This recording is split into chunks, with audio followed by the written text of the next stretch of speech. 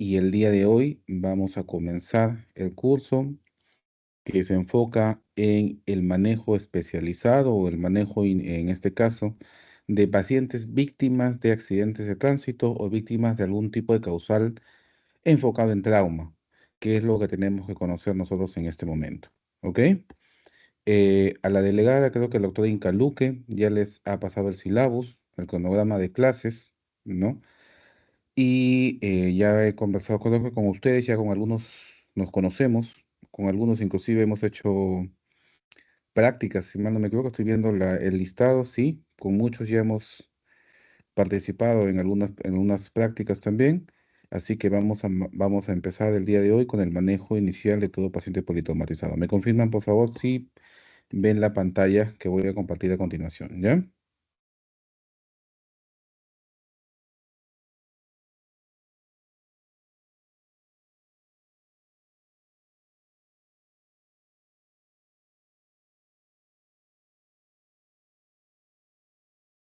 ¿Se ve la pantalla?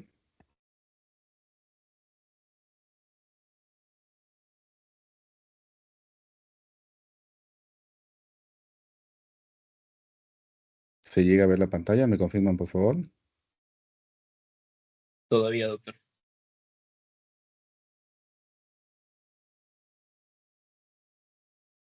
Allí. ¿Se está compartiendo la pantalla? No se ve, doctor. A ver, vamos a ver nuevamente.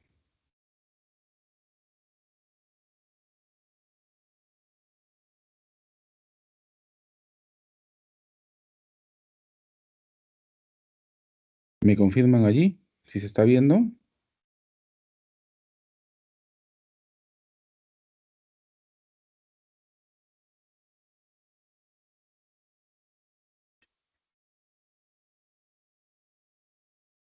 Hola.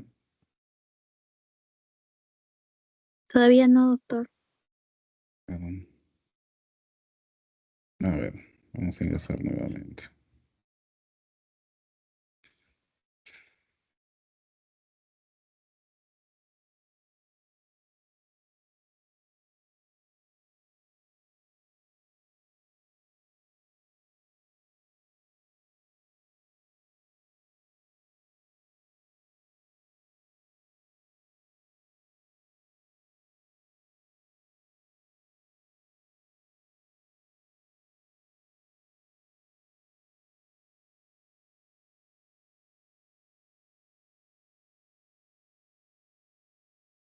¿Me confirman allí si ya se está compartiendo? Aún no, doctor. A ver.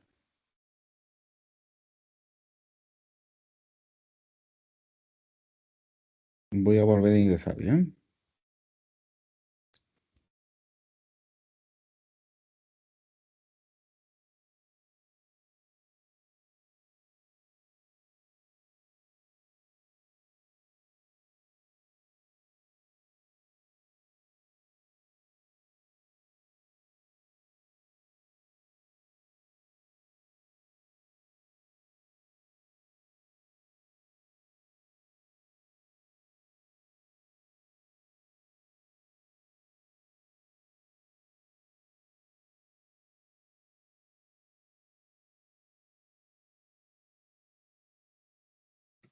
Ahora sí, doctor.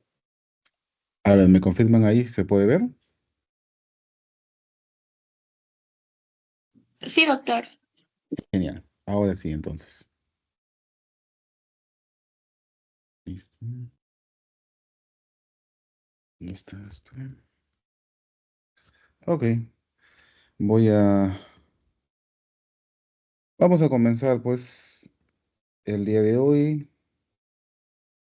día miércoles 9 de abril, conversando un poco sobre cómo manejar de forma inicial o cómo enfocar la forma en que como nosotros vamos a trabajar con todo paciente politraumatizado. ¿Ok? Lo podemos ver por acá. Listo. Bueno, ya nos conocemos y vamos a ver qué vamos a hacer pues, a partir de ahora. Un poco de estadística. Vamos a ver que en el país una de las principales causas de muerte predecible y que es humanamente modificable es el trauma. Hay que mencionar que en el año 2022 nosotros hemos tenido aproximadamente 400 personas víctimas de accidentes de tránsito, ¿no?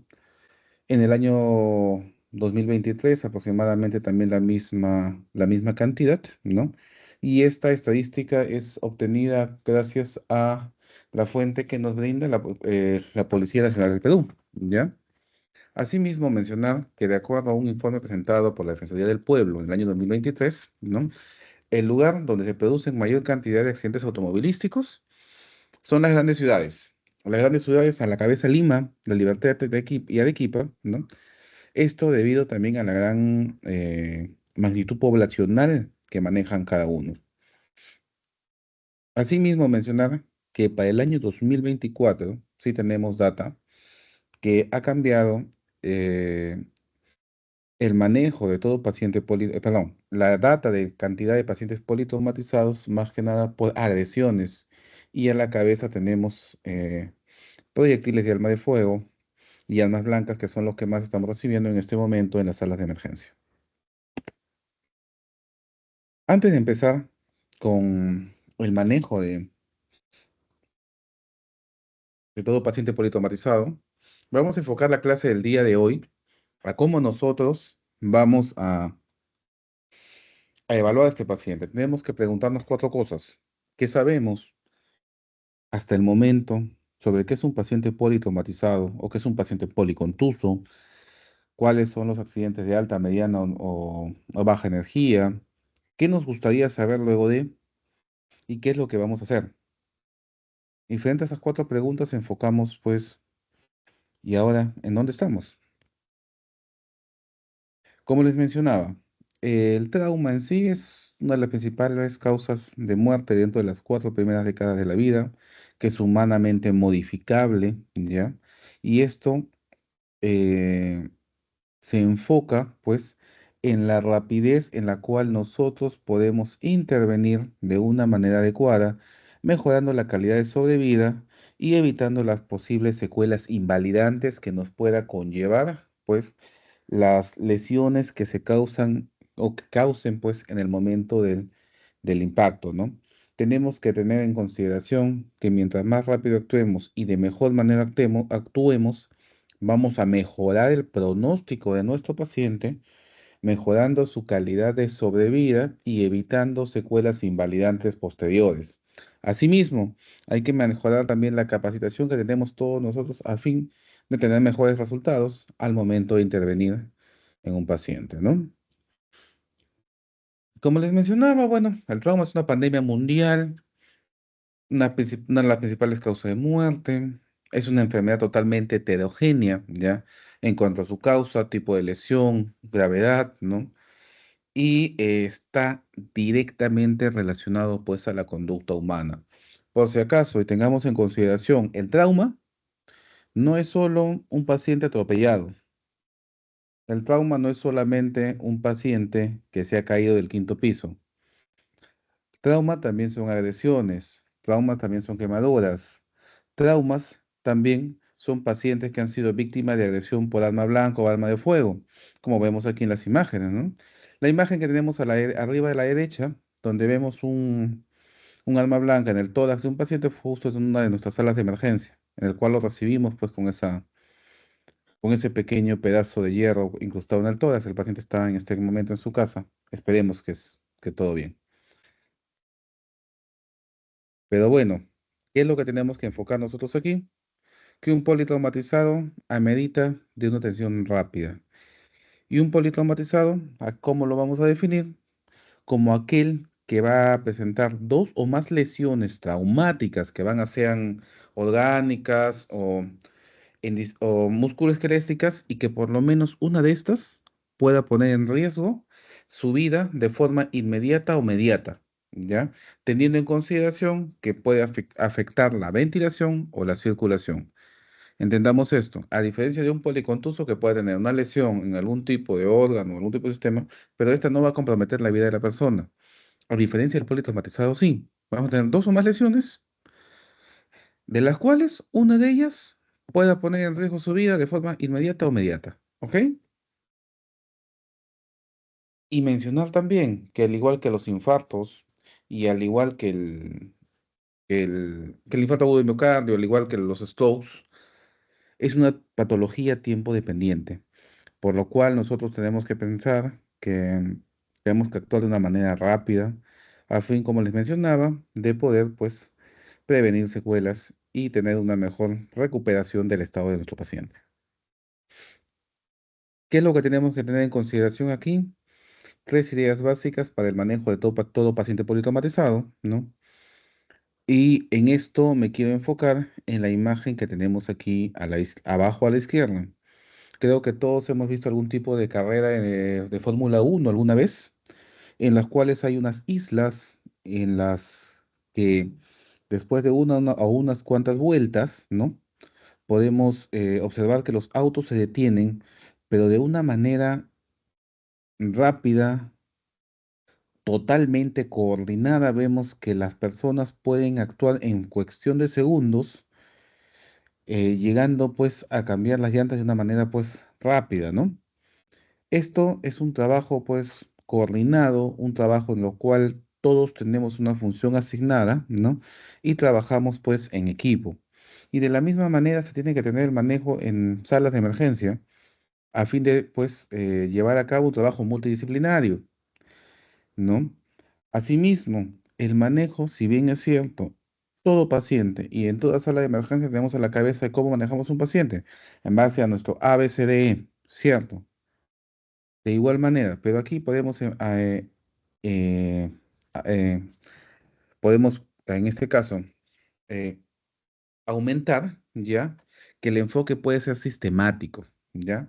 Asimismo, el manejo de todo paciente politraumatizado o paciente en riesgo de sangrado inminente está enfocado en algo que nosotros llamamos la reanimación de control de daños, que tiene tres partes, ¿no? Las cuales voy a mencionar, pues, a lo largo de la charla. Todo esto, esas tres ideas básicas, nos van a llevar a algo. Nos van a llevar a nosotros poder enfrentar y poder decir, stop, aquí no llegamos a algo que nosotros llegamos que consideramos como el triángulo de la muerte, que está constituido en este caso por hipotermia, acidosis y por coagulopatía disfuncional. ¿Ok? Y bueno, entrando un poco de lo que es trauma, vamos a hablar un poco de la distribución de la muerte de acuerdo al tipo de trauma o de acuerdo al tiempo en el cual fallecen, ¿no? Y aquí todo trauma nos coloca en tres escenarios claros, dependiendo del grado de lesión y dependiendo de dónde se muere, dónde fallece la persona, ¿ya? Ahora, esto también, ¿ya? Nos enfoca y nos plantea un concepto llamado la hora dorada o la golden hour, ¿ya? Que nos va a permitir, ¿ya? Poder enfocar esfuerzos a fin de poder, pues, mejorar o llevar rápidamente a nuestro paciente a un centro de trauma o un centro capacitado para poder atender de manera correcta a nuestro paciente. Pero bueno, vamos a ver esto. Tenemos, lamentablemente, lesiones o golpes, o en este caso, episodios de trauma que son tan graves, ¿ya? Que la muerte se puede dar de forma inmediata al momento del trauma o localizadas simplemente en unos cuantos minutos posteriores. Estos pacientes plenamente no se van a transportar. Estos pacientes se van a quedar en el lugar del hecho, ¿ya? Y bueno, no se gastan mayor cantidad de esfuerzos en estos casos, ¿ok? Vemos por aquí lesiones completamente casi incompatibles con la vida, ¿no? Pacientes que simplemente han quedado en el lugar del evento. Y aquí entra, como se dice, la cereza del punto. El tema de prevenir el segundo episodio de la distribución trimonal de la muerte, que es la muerte temprana. La muerte temprana se produce en las primeras horas, ya llegando pues desde la primera hora hasta la tercera o cuarta hora, en la cual nosotros tenemos que prevenir las lesiones que puedan pues, producirse por el trauma, pero puedan ser intervenidas rápidamente de forma quirúrgica.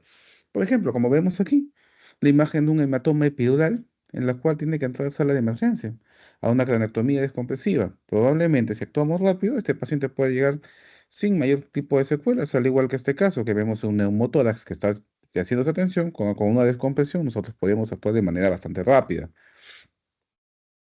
Y el tercer episodio, o el tercer eslabón en la distribución trimodal de la muerte, es la muerte tardía, en la cual nosotros pues vamos a observar pacientes que fallecen por complicaciones quirúrgicas posteriores.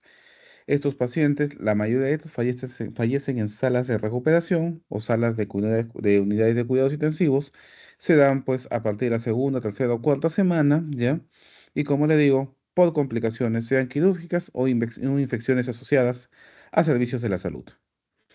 Nuestro objetivo, ¿ya? Nuestro objetivo es poder trabajar en base, ¿me escuchan allí? Sí, doctor. Sí, doctor. Ok, nuestro objetivo es poder trabajar en base de la prevención de secuelas Doctor, invalidantes. no Hola, se ve disculpe, no se ve la Dejó de presentación. proyectar. a ver qué raro. Un momento.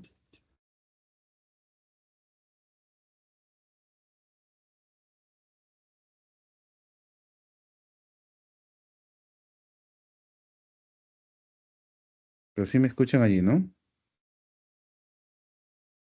Sí, doctor. Qué raro.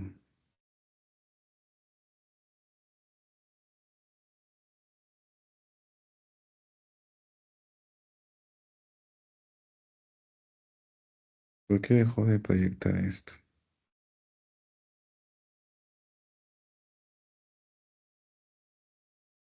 Voy a ingresar nuevamente.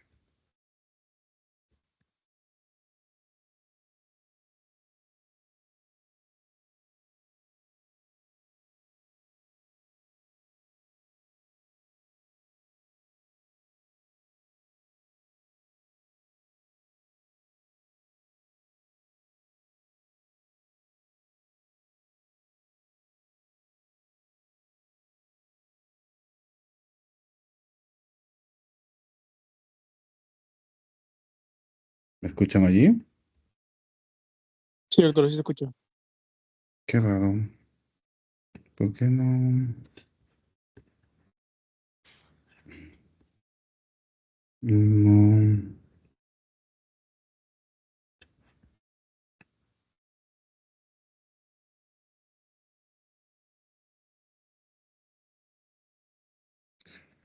A ver, un momento.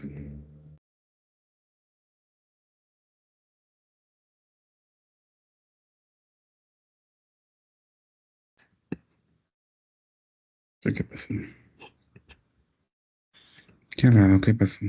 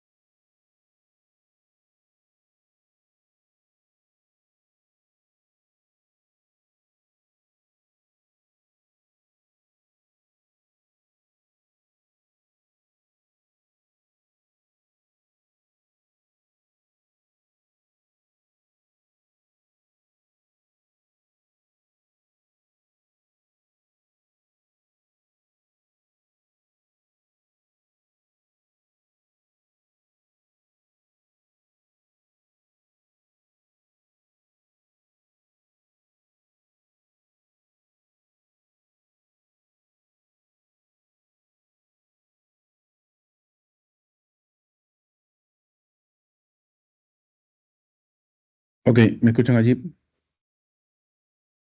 Sí, doctor. Sí, doctor. No sé por qué me botó de la otra sala, qué raro. Estoy compartiendo nuevamente, ¿me confirman por allí?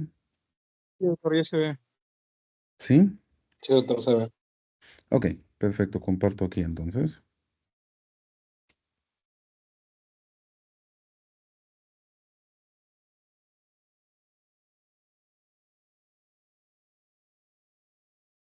Esto porque no sé.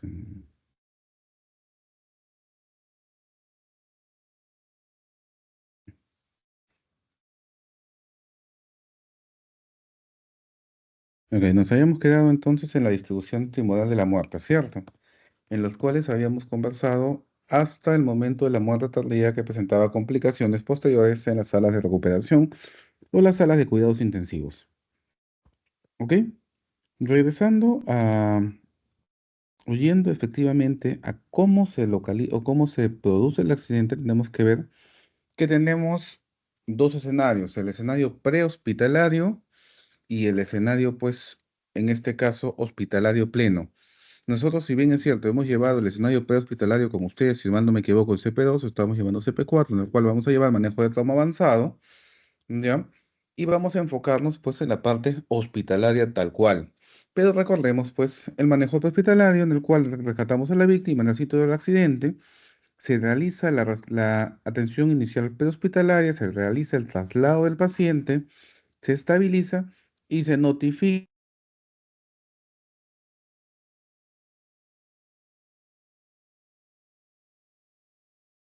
que puede resolver la patología en la cual está, pues, que tenga nuestro paciente. Yendo a lo que corresponde a escenarios hospitalarios, que es lo que nos corresponde en la clase del día de hoy, ¿ya? Vamos a enfocarlo en la atención inicial, que es el primer contacto hospitalario que se tiene, ¿ya? La intervención quirúrgica de emergencia o los procedimientos que amerite nuestro paciente y los cuidados definitivos, ¿no? Que es el proceso largo de recuperación que presenta el paciente, ¿no? A fin de que pueda ser reinsertado, ¿no? O reintegrada a su vida diaria, ¿no? Sin la menor cantidad de secuelas, que es lo que nosotros tenemos que enfocarnos. Para preparar o para tener en consideración una, una atención adecuada en la preparación hospitalaria, nosotros tenemos que tener, pues, eh, visto aquí que lo más importante para poder nosotros tener, pues, esto todo listo, es la notificación inmediata, la notificación precoz que tiene que realizar las centrales reguladoras a fin de que nosotros podamos tener la precaución de tener todo el equipo listo y preparado a fin de que cuando llegue el paciente, pues no veamos al personal corriendo, pues todos ahí como si fuesen minions, ¿no? Pues buscando que dónde está cada cosa, ¿no? Tenerlo todo listo en base a la patología que pueda tener el paciente. Y acá lo decimos, tenemos que tener personal listo, tenemos que tener equipos e insumos listos. Tenemos pues que nuestro personal tiene que conocer las guías de atención en las cuales nosotros vamos a enfocarnos. Tenemos que coordinar de una manera adecuada con el sistema hospitalario a fin de decir, ¿sabes qué? ¿Qué nos está llegando? Perfecto, ya está llegando un paciente que ha sufrido un accidente de tránsito. Como peatón, al paciente está hipotenso, le estamos con una vía periférica y le han pasado una unidad de cloruro por la vía. Perfecto, ya tenemos una vía periférica y ha recibido un poco de fluoterapia.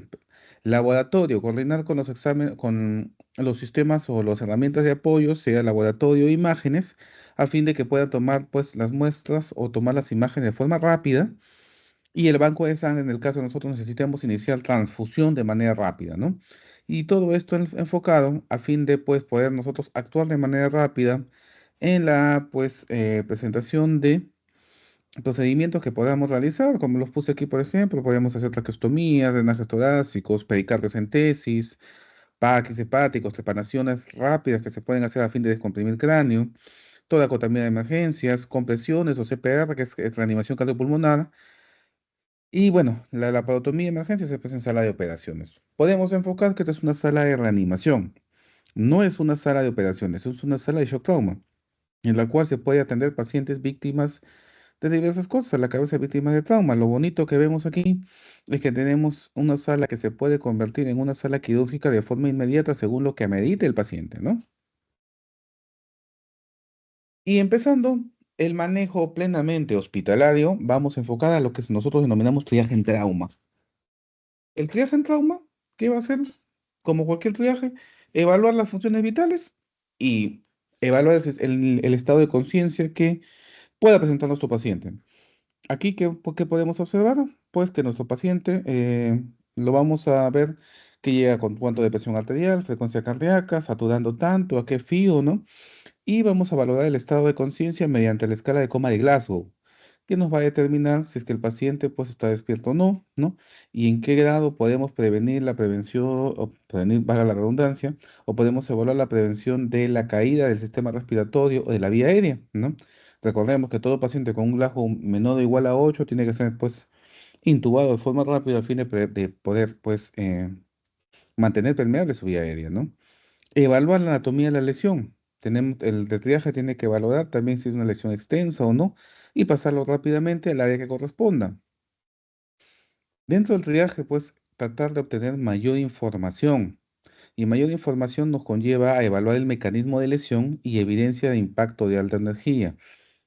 Todo paciente víctima de trauma está considerado como paciente de un evento de energía pues moderable en este caso, que tiene que valorarse pues de acuerdo a la gravidez de la lesión.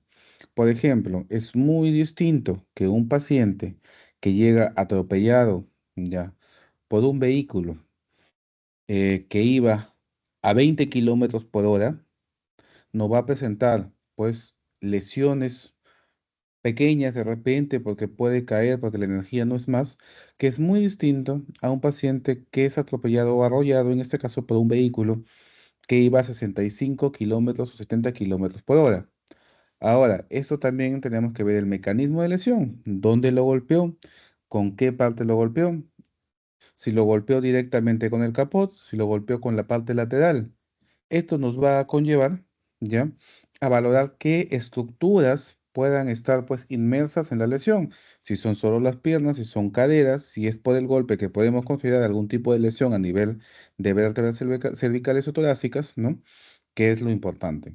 Y evaluar los pacientes y consideraciones sumamente especiales como pacientes ancianos, pacientes gestantes o pacientes que usen algún tipo de anticoagulantes orales. El triaje en trauma, lo primero que nosotros tenemos que valorar, y vamos a hacer como un flujograma para ver, pues, cómo vamos haciendo triaje en la atención. Sigamos aquí. Lo primero es evaluar el nivel de conciencia. Tenemos un paciente con una escala de coma de Glasgow de 14, una presión arterial sistólica de 90, una frecuencia respiratoria ok, que está a menos de 10 o, de 20, o mayor de 29, ¿qué tiene que hacer? Pasar a un centro de trauma.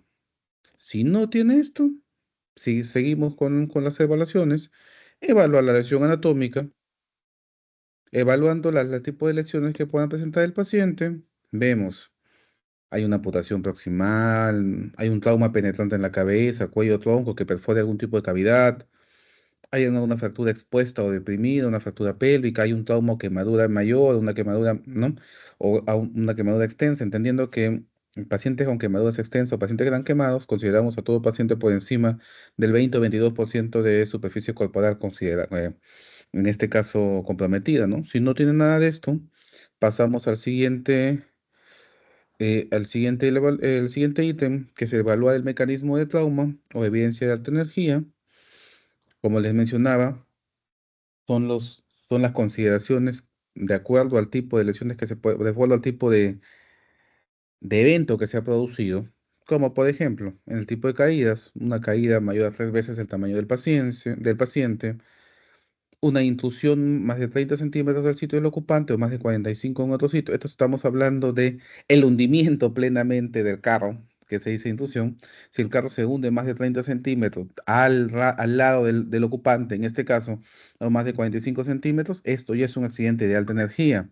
Si hay la eyección completa o parcial de un pasajero, o sea, un pasajero del auto, ¿no? o se queda pues eyectado a la mitad en la ventana, si es que hay la muerte de un pasajero, si es que un peatón sale volando, ¿no? Si es que hay una colisión a alta velocidad, si es que el tiempo de rescate es mayor a 20 minutos, ¿no? Si es que se ha volcado el carro y ninguno usaba cinturón, ¿no? Cuando hablamos de velocidad, hay que tener en consideración también que el impacto auto-peatón se considera alta energía cuando es mayor a 8 kilómetros por hora y cuando es una colisión de una moto mayor a 32 kilómetros por hora o separación directamente del conductor y y la motocicleta. Si es que hay separación, como vemos en accidente de moto, esto ya es un accidente de alta energía. ¿Ok?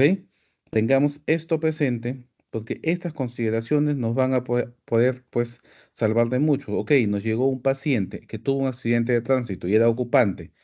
En teoría, ese paciente no tiene nada. Llega despierto, llega solamente taquicárdico, quizás por el dolor, por los golpes, pero el chofer se murió en el accidente.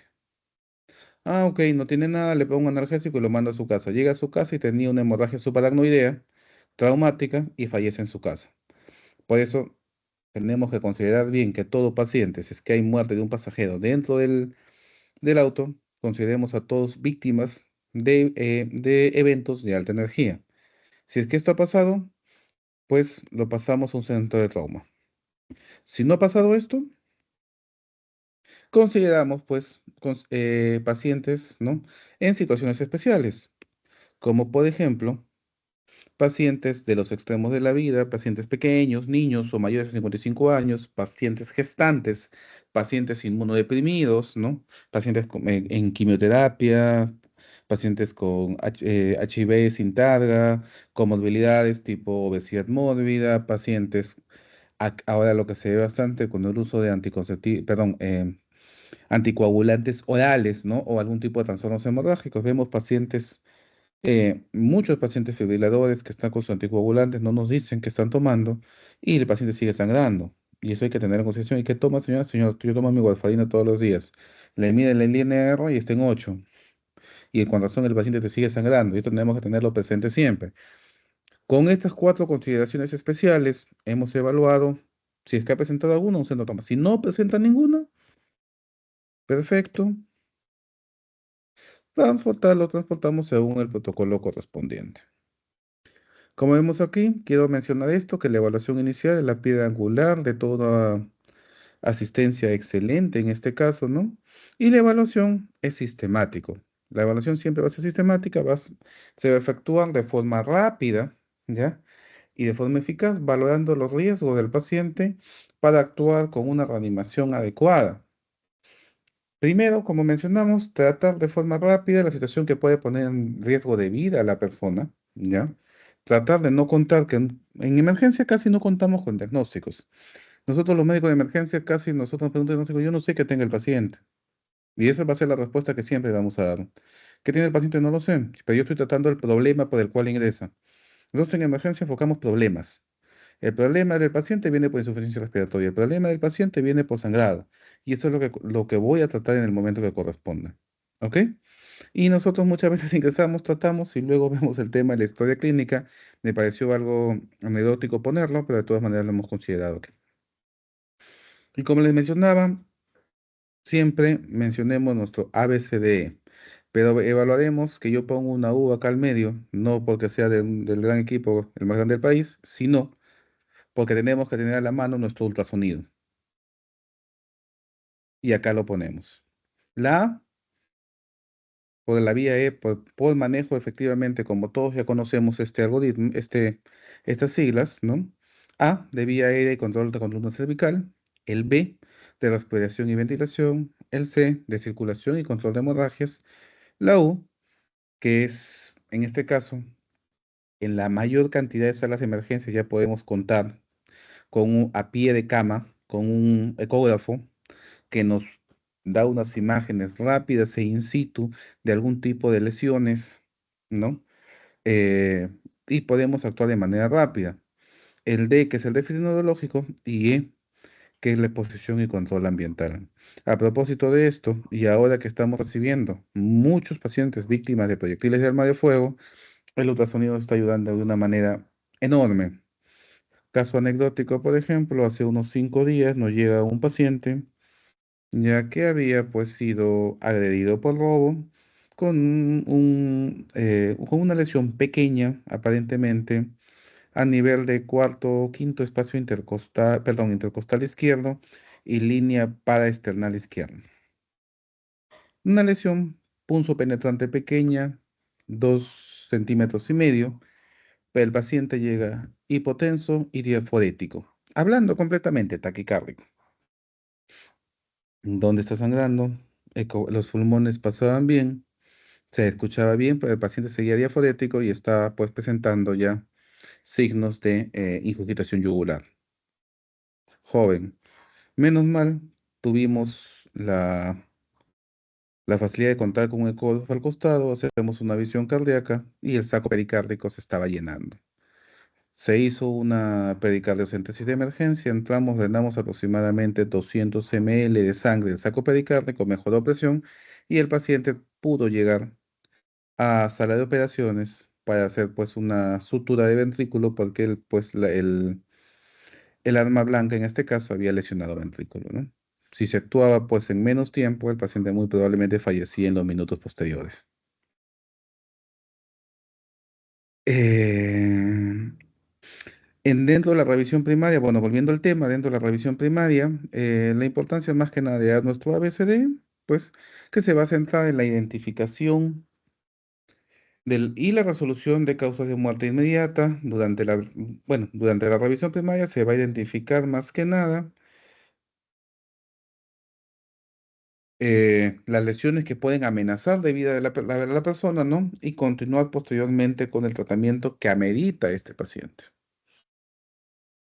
Vamos a describir rápidamente a cada tipo de lesión, o perdón, cada tipo de ítem de evaluación en lo corresponde a la A, lo que es vía aérea y control de la columna cervical. Nos importa más que nada a fin de mantener permeable nuestra vía aérea, ¿ya? A fin de que pueda ingresar aire de forma correcta. ¿Qué es lo que nosotros tenemos que hacer aquí? Es horizontalizar nuestros tres ejes que tenemos aquí a fin de poder permeabilizar la vía aérea y no pues haya obstáculo al pasaje de aire. Mencionar, por ejemplo, si nosotros escuchamos ronquidos, tenemos pues probablemente que se está tapando. Realineamos nuestra vía aérea o colocamos una cánula de Guedel, que es lo que nos va a ayudar. Escuchamos gorgoteo, probablemente haya agua, vómito, sangre o lo que sea. Realizar una aspiración de secreciones en este caso. Y si encontramos estridor, ¿ya? Muy probablemente encontremos aquí pues algún objeto extraño que está causando algún tipo de problemas más, ¿no? Y lo que tenemos que hacer es un barrido digital, que es el barrido digital lo realizamos con el dedo índice normalmente de la mano derecha, ingresando con el dedo por la boca y tratando de retirar cualquier tipo de objeto extraño que podamos encontrar allí. El control de columna cervical se enfoca más que nada también en prevenir lesiones a nivel de médula espinal, a nivel de columna cervical, ¿ya? Que puedan pues lesionar la médula, ¿no? Y además de esto, mencionar que todo paciente politraumatizado, nosotros tenemos que considerar que tiene lesión a nivel de columna cervical hasta que se demuestre lo contrario. ¿Ok? Entendamos que en las salas de emergencia, nuestra forma de control definitivo de la columna de la vía aérea es mediante la intubación endotraqueal. Pero de todas maneras, mencionar que tenemos que actuar rápidamente y tratar de que siempre esté permeable. Hay dispositivos que nos van a ayudar pues a mantener permeable, sean invasivos o no invasivos, ¿no? Pero de todas maneras los quise poner acá en manejo inicial con una cánula de Guedel o tubo de Mayo, como lo conocen algunos, ¿no? O la mayoría. Los dispositivos de intubación endotraqueal, que son los tubos endotraqueales de diversos números, los dispositivos supraglóticos, como lo vemos acá, que son las máscaras laringeas, que están aquí, y aquí a la derecha, el dispositivo, pues, plenamente de manejo quirúrgico, manejo avanzado de vía aérea, que es mediante la cricotiroidectomía, que es, como se dice, al realizar una apertura a nivel de tráquea y colocar una cánula que va directamente a tráquea del paciente cuando hay algún tipo de lesiones, por ejemplo, como la que vemos aquí, que es casi imposible ingresar, pues el paciente, si se han dado cuenta acá, ya tiene una traqueotomía de emergencia. El control de la columna cervical, nosotros siempre tenemos que mantener alineada y evitar movimientos bruscos a fin, como les había mencionado, pues de no provocar mayor cantidad de lesiones. Con lo que corresponde a respiración y ventilación, ¿no? Que la vía aérea esté permeable, eso no significa pues que el paciente pueda respirar de manera adecuada. Hay que tener siempre en consideración, ¿ya? Exponer a nuestro paciente, verlo todos los días, palpar si es que hay algún tipo de lesión o algún tipo de anormalidad a nivel costal, si es que está gorgoteando o si es que se está hinchando la piel, porque son signos también de rotura pulmonar. Auscultarlo si el murmullo vesicular pasa de forma adecuada, ¿no? O percutirlo si hay aumento de la sonoridad. Y esto nos va a poner en escenarios en los cuales nosotros podemos prevenir qué tipo de lesión podemos observar, ¿no? Y aquí tenemos pues algunos tipos de lesiones en los cuales nosotros pues que pueden comprometer directamente la respiración y la ventilación teniendo una vía aérea permeable. A pesar de haber intubado, si no tratamos de lesiones, el paciente puede morir. Sí, efectivamente. ¿Cuáles son? Un neumotórax abierto, si se dan cuenta aquí, vemos que hay aire completamente ingresado, muy probablemente por un arma blanca. Un neumotórax, atención, que el pulmón está hasta aquí, ¿ya? Está colapsado y todo esto es aire. Tenemos que entrar a descomprimir esto para que se pueda lateralizar nuevamente perdón, lateralizar nuevamente el mediastino y el corazón pueda volver a latir. Un tórax inestable, ¿ya? Que es la rotura o pérdida de la continuidad de la estabilidad de los arcos costales que pueden producir lesiones a nivel pulmonar, un hemotórax masivo, ¿no? Y un taponamiento cardíaco, que es lo que tuvimos, ese es el caso que les comentaba, en el cual el saco pericárdico se llena e imposibilitando el latido de los ventrículos, ¿no? Con lo que corresponde a respiración y ventilación, ¿ya? Tenemos que, pues, evaluar dos cosas importantes, la profundidad y la frecuencia. La profundidad tenemos que ver, ¿ya?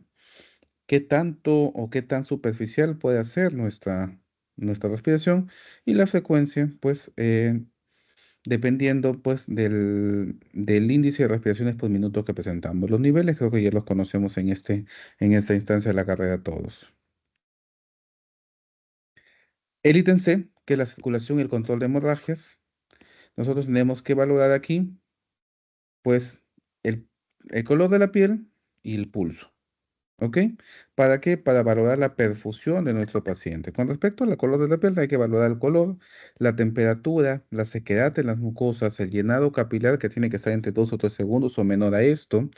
En el pulso tenemos que mantener la frecuencia, la calidad, la regularidad y la localización, ¿no? A fin de que nosotros valoremos qué cantidad de sangre puede haber partido el paciente. ¿Ok? Mencionar que el shock hemorrágico es la cosa más prevenible del trauma. El objetivo es, en este caso, nuestra versión es parar la hemorragia, ¿no? Eh, sí, si hay un sangrado activo, lo más importante es comprimir el lugar de la lesión a fin de parar la hemorragia, ¿no?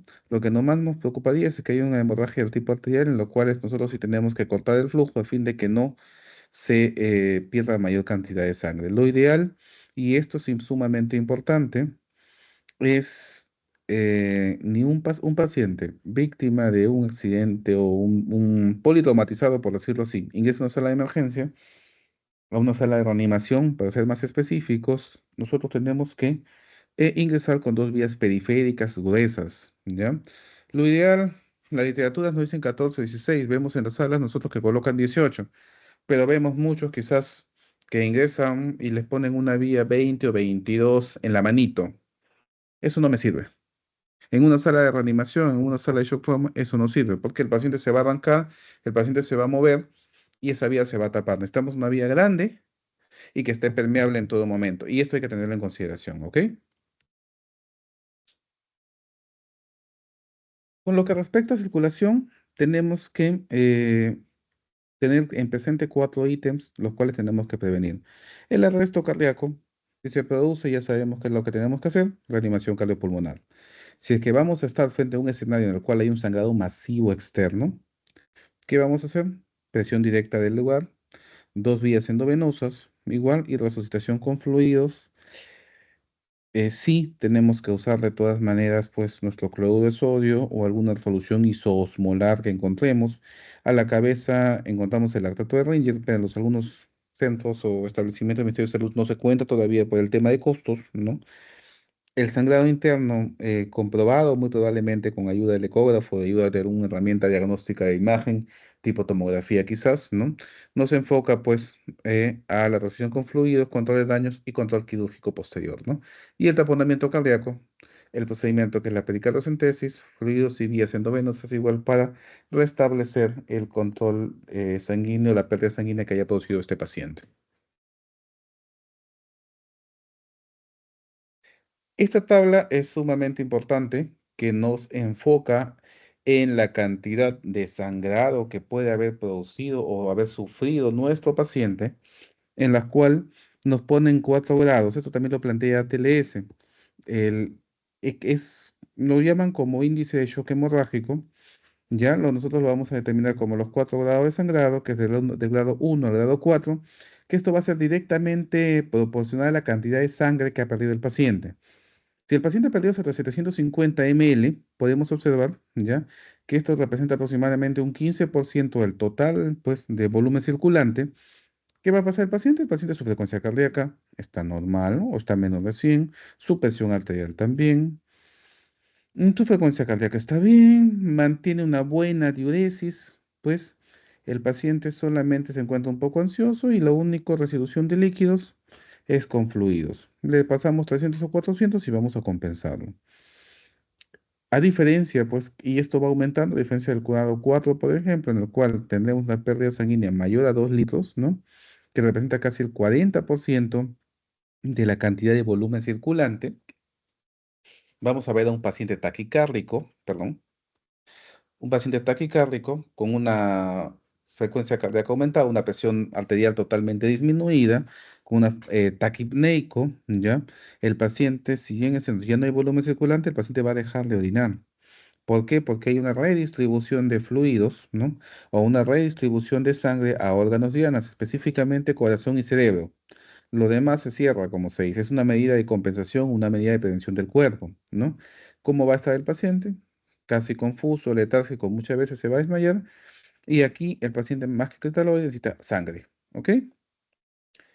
Yendo al déficit D, ya, que es la parte de la evaluación del estado de conciencia o déficit neurológico, tenemos que valorar, pues, que esto se mide mediante la escala de coma de Glasgow, ya, que va a valorar desde el paciente completamente alerta hasta la muerte cerebral, que es un paciente con Glasgow 3.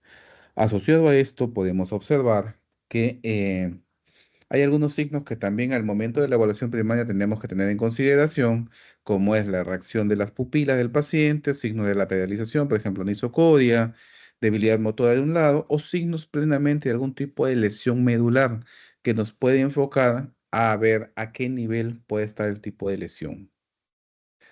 La escala de Globman de Glasgow enfoca pues 3 parámetros de evaluación, que es la respuesta ocular, con 4 parámetros, la respuesta verbal con 5 ítems y la respuesta motora con un puntaje del 1 al 6, los cuales van a subir 15, que es lo que nosotros tenemos que evaluar. Y la exposición, que es plenamente descubrir al paciente, se recomienda, si van a descubrir con tijeras, realizar los cortes en estos puntos a fin de descubrir de manera rápida al paciente, ¿no? Tiene que estar desvestido totalmente. Acá no hay poder. Lamentablemente tenemos que ver completamente si es que no hay algún tipo de lesión mayor. Cubrirlo con cobertores limpios o con algún tipo de calentador, porque recuerden que el paciente de por sí, al haber sangrado, va a tender a hacer hipotermia mucho más rápido, y más aún en una sala fría que está con aire acondicionado prendido, el paciente va a hacer hipotermia. Tengamos presente eso. Hay que climatizar nuestra sala. Lo que importante es que el paciente esté cómodo, no nosotros. Y si se puede tratar de usar calentadores de soluciones antes de que se puedan administrar. Porque recuerden que muchas soluciones no van a estar a 37 grados, pueden estar a una temperatura totalmente distinta. Es lo que tenemos que tener presente, ¿ok? Complementos de la revisión primaria de la reanimación en el enfoque hospitalario, el uso de un catéter urinario o una sonda, que es lo que nos va a permitir monitorizar de manera rápida la cantidad de sangre perdón, la cantidad de orina que presente el paciente, ¿ya? Por hora o de acuerdo al balance hídrico que se le realice, ¿no? Y aparte de eso, hay algunas contraindicaciones, sí que quiero mencionarlas, ¿no?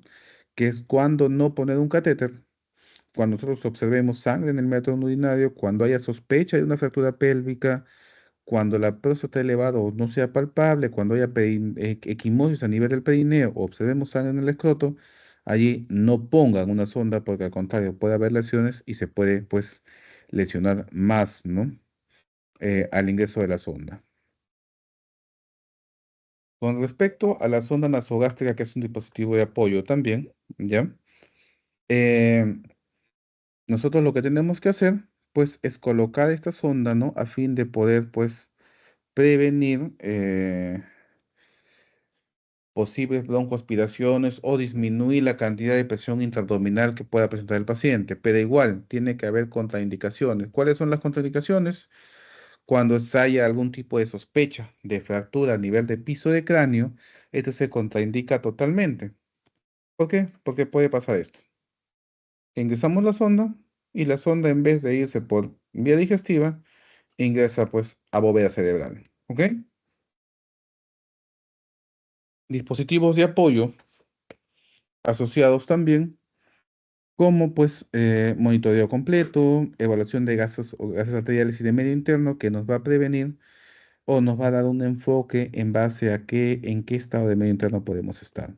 El electrocardiograma para valorar completamente el ritmo de nuestro paciente y los estudios de imágenes que puedan presentar estos. La revisión secundaria, mencionar que no podemos pasar esta si no hemos acabado de manera correcta la revisión primaria, está enfocada pues en realizar una historia ya de forma correcta, una historia más explícita, más enfocada, ¿no? Evaluando ya pues el tema de alergias, qué medicación habitual puede usar nuestro paciente, qué patología sufre, ¿no? Y es lo que vemos, ¿no?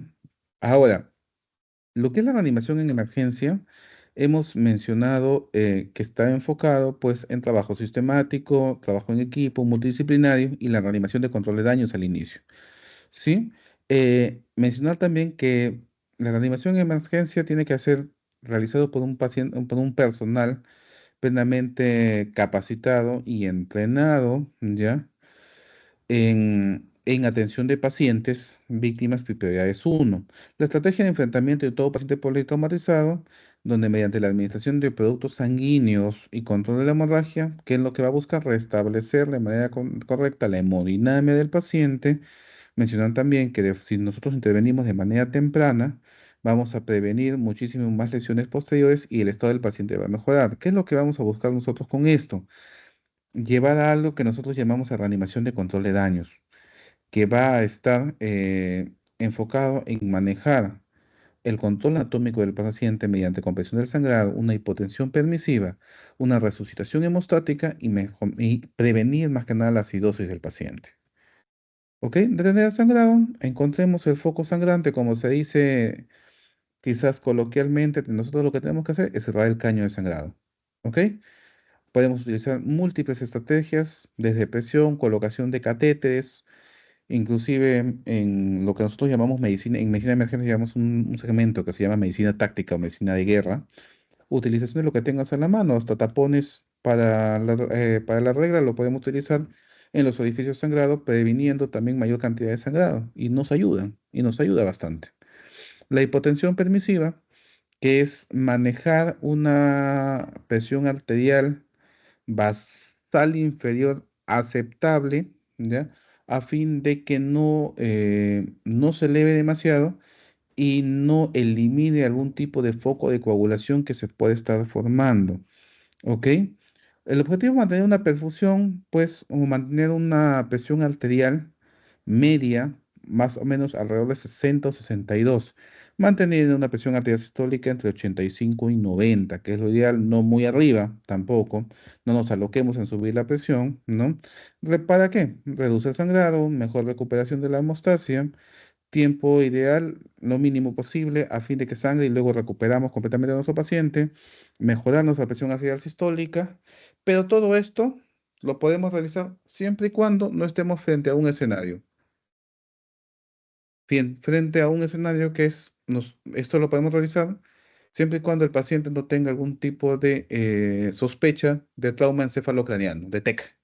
Si el paciente está con sospecha de un TEC, nos olvidamos de la hipotensión permisiva y enfocamos en recuperar nuestro cerebro. ¿Por qué? Porque recuerden que la hipotensión permisiva afecta directamente a la presión arterial. La presión arterial va a influir directamente en algo que nosotros llamamos el flujo de perfusión cerebral. Y el flujo de perfusión cerebral es directamente relacionado con tu volumen de presión arterial sistólica.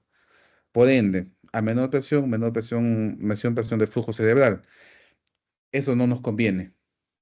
eh, No es una medida de neuroprotección. Por eso, la perfección es el objetivo siempre y cuando no hablemos de TEC. ¿Ok?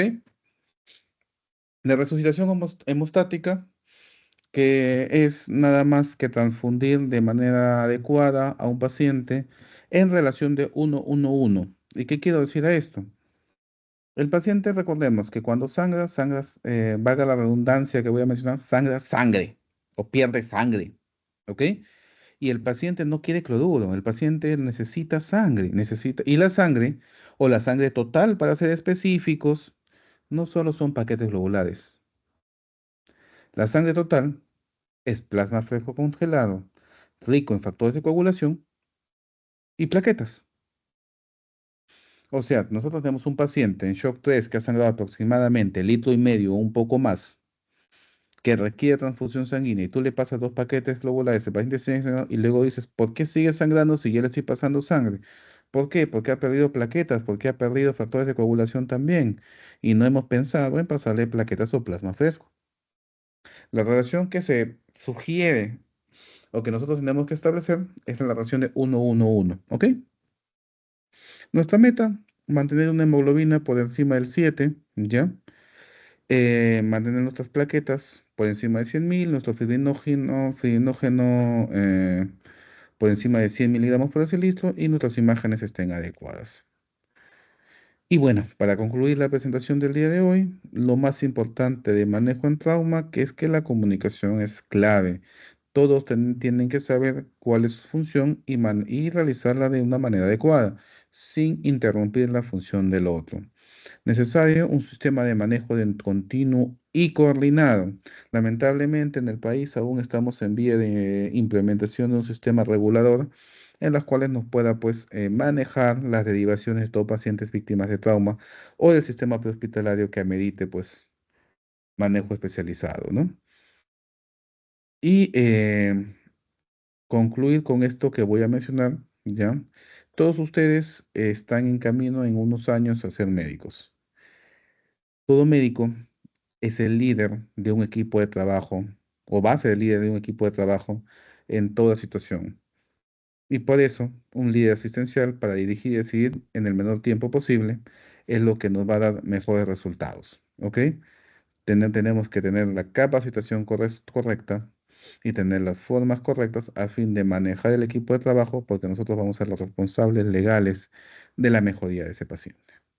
¿Ok, chicos? Dicho esto, espero que la ponencia del día de hoy, con las disculpas de las desconexiones, desconexión que pudo haber habido, haya sido de su agrado y me quedo abierto a algún tipo de consulta que ustedes puedan realizar. ¿Ok?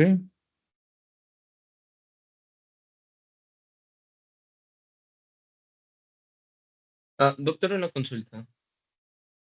Sí, quien está